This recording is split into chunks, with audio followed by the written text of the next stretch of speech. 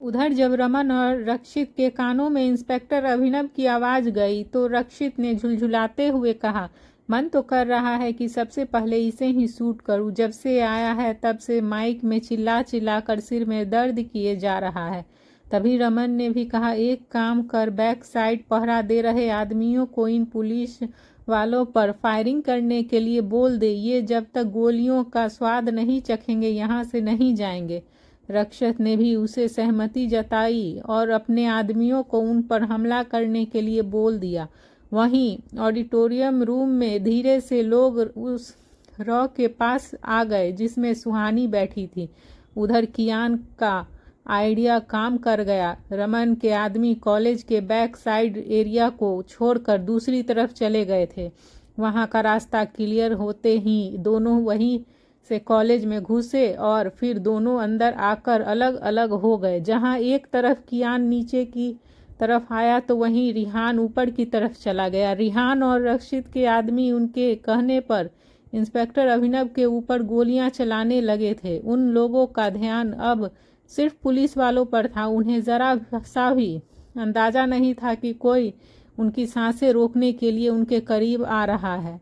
उधर auditorium room में अब उस आदमी के हाथ में पायल का चेहरा था। उसने उसके चेहरे को कैमरे में दिखाया पर दूसरी तरफ से कोई रिस्पांस नहीं आया। रिस्पांस न मिलने पर अब वह आगे बढ़कर सुहानी के सामने आकर खड़ा हो गया।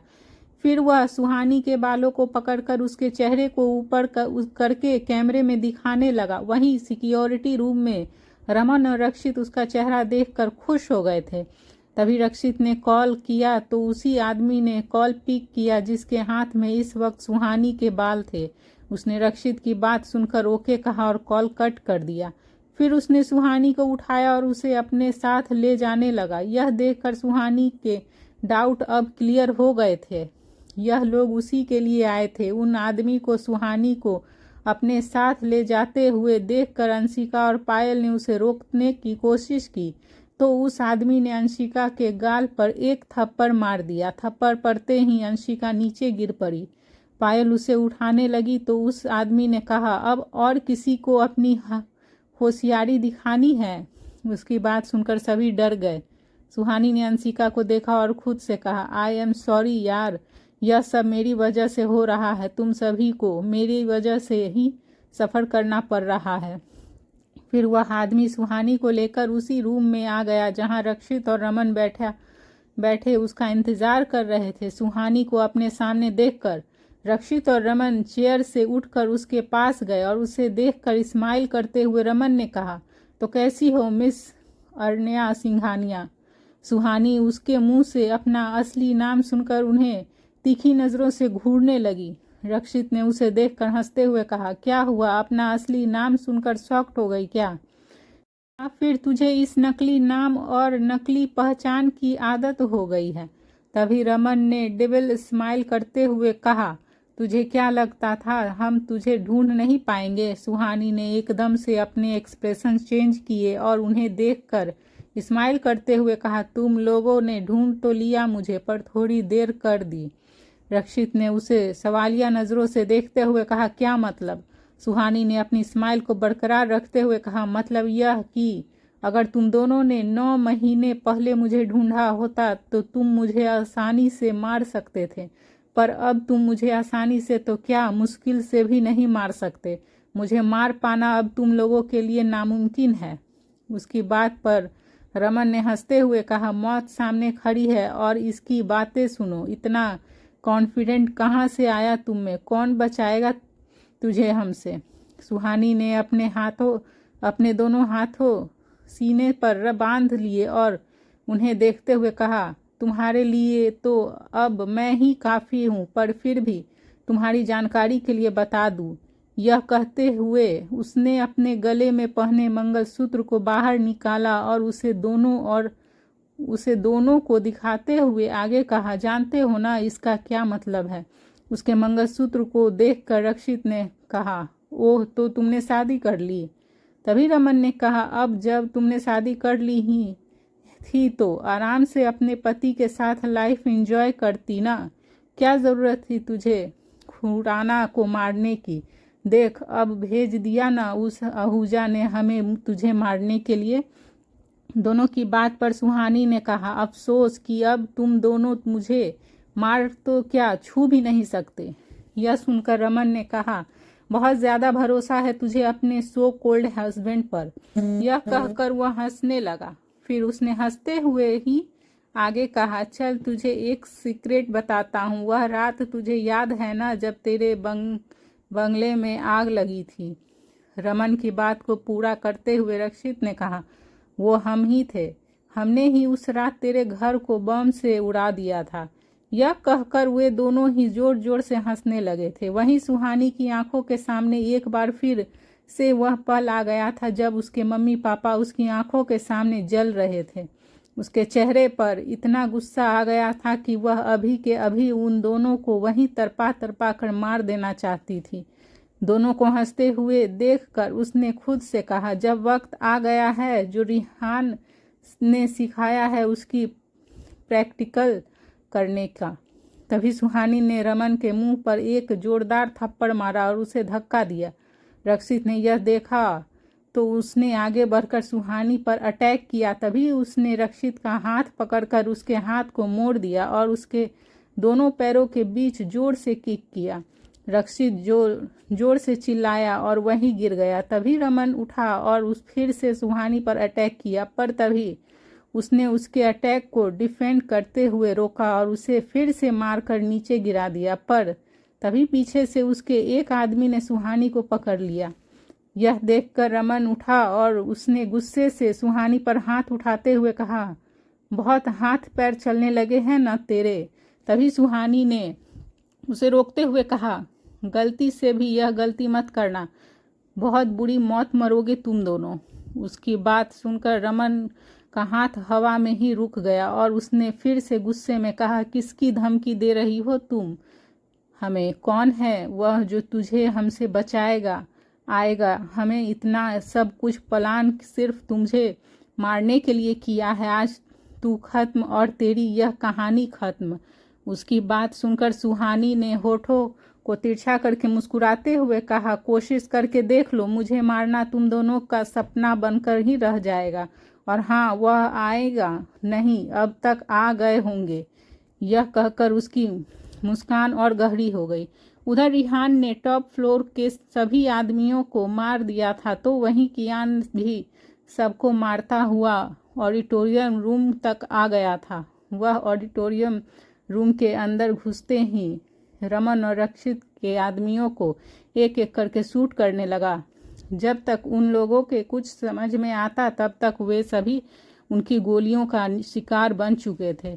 उन्हें मार कर कियान सभी के बीच सुहानी को ढूंढने लगा, पर उसे वह कहीं नहीं दिख रही थी। तभी अंशिका और पायल उसे देखकर जल्दी से उसके पास आई और पायल ने उसे कहा, वे लोग सुहानी को यहाँ से ले गए हैं। कियान ने इतना सुना ही था कि एक बार फिर से उसने अपनी मुट्ठी को कसकर बंद कर लिया। वहीं शिवा जब ऑडिटोरियम रूम में पहुंचा तो कियान ने उसे कहा, सभी का ध्यान रखो, उसके सारे आदमियों को के मर जाने के बाद ही उसको सबको यहाँ से निकालना। उसकी बात पर शिवा ने सिर हिलाया और तभी कियान सुहानी को ढूंढने चला गया।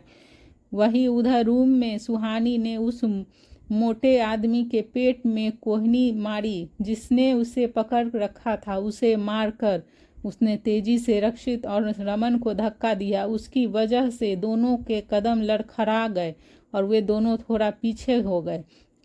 इसका फायदा उठाकर वह रूम से निकलकर कॉरिडोर में भागने लगी। वे दोनों भी सुहानी के पीछे पीछे भागे और तभी रक्षित ने रमन से कहा, तुम आगे जा, देखता हूँ आज यह कैसे बचती है। बहुत दिनों से इसने कुत्ते की तरह हमें अपने पीछे घुमाया है, पर आज इसका खेल यहीं खत्म होगा। उसकी बात मानकर रमन आगे जाकर खड़ा हो गया। रमन को सामने देखकर सुहानी के भागते हुए कदम रुक गए। उसने पीछे मुड़कर देखा तो उसके पीछे रक्षित खड़ा था। अब वह दोनों के बीच डरी सहमी खड़ी थी। उसके चेहरे पर डर दिख रहा था। रक्षित और रमन के चेहरे पर शैतानी मुस्कुराहट आ गई। वे दोनों स्माइल करते हुए उसकी तरफ बढ़ रहे थे। उसने दोनों को अपनी ओर बढ़ते देखकर अपना एक हाथ अपने स्टमच पर रख लिया और धीरे से खुद से कहा, कहाँ है आप कियान, मैं अब और इसे नहीं लड़ सकती। यह कहकर उसने अपनी पलकें झुका ली। तभी उसकी आंखों से आंसू की एक बूंद निकलकर उसके गाल पर लुढ़क गई। रक्षित और रमन दोनों उसके बहुत नज़दीक आ गए थे। उसके करीब आकर रमन ने उसका हाथ पकड़ लिया और उसे खींचकर अपने साथ ले जाने लगा। तभी उसने अपनी पूरी ताकत इकट्ठा करके उसके हाथ पर जोर से काटा।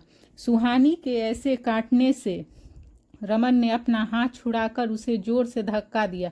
धक्का लगते ही वह कॉरिडोर में रखी बेंच पर गिरने ही वाली थी कि तभी एक मजबूत हाथ ने उसे कमर से पकड़कर गिरने से बचा लिया और उसे अपनी ओर खींच लिया।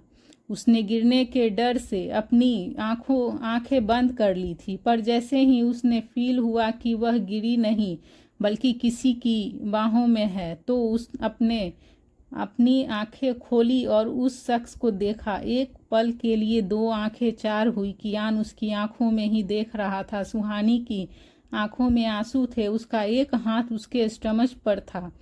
उसे देखते ही सुहानी की आंखों में चमक आ गई और उसके होठों पर स्माइल भी आ गई।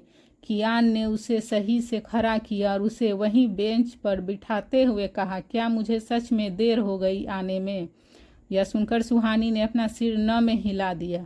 वह उसे देखकर पीछे मुड़ा। रमन अभी भी अपना हाथ पकड़े खड़ा था। सुहानी ने इतनी जोर से उसे काटा था कि रमन के हाथ पर उसके दांतों के निशान बन गए थे और उसे हल्का खून आने लगा था। अभी रमन का ध्यान हाथ पर ही था कि तभी उसने गुस्से में दांत पीसकर अपना सिर ही उठाते हुए कहा, तुझे तो मैं आज।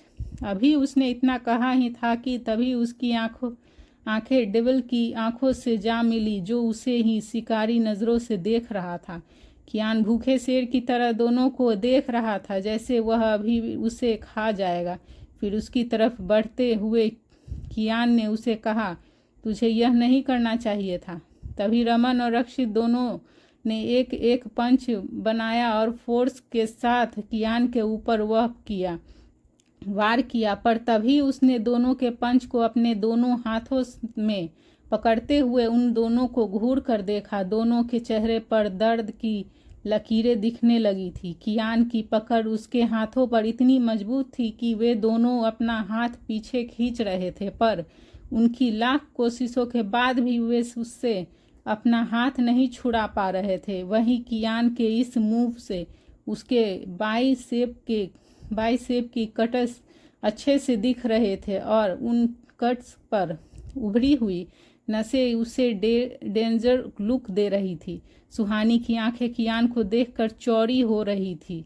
आज वह भी उसे फर्स्ट टाइम बिना वेपन के फाइट करते हुए देख रही थी। वहीं कियान अब दोनों को बुरी तरह से मारने लगा था। जब उसने दोनों को छोड़ा तो वे दोनों अपने पैरों पर खड़े नहीं हो पाए और दोनों ही नीचे गिर गए।